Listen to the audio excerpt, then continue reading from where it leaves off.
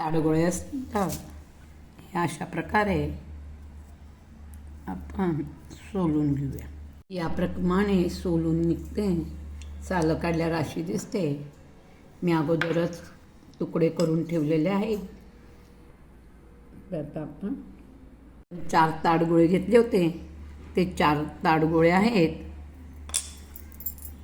गाठी अगोदर मिक्सरमधनं काढून घेऊया. आपली गाठी मिक्सरमधनं काढून घेतली आहे. 4 ताडगोळ्याचे पीस. हे ताडगोळ्याचं माझ्याकडे ताडगोळ्याचं सिरप आहे. त्याच्यात मी थोडासा रंग टाकला होता. ह्याच्यामध्ये अर्धी साखर टाकायची, अर्धीच गाठी टाकायची, पूर्ण नाही. हे आपण अगोदर मिक्स करून घेऊया.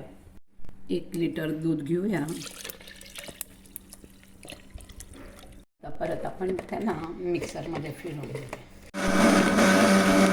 2 टेबलस्पून विथ क्रीम टाकून घेऊया.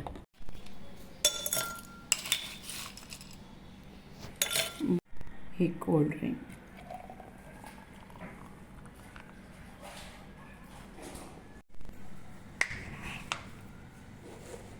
ह्याच्यावर आईस्क्रीम नाही टाकली आणि तशी जरी घेतली तरी चालेल. Cold drink.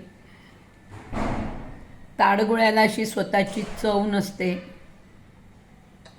आणि त्याला कलरही नसतो. आपण जो कलर टाकू तो त्याला होतो.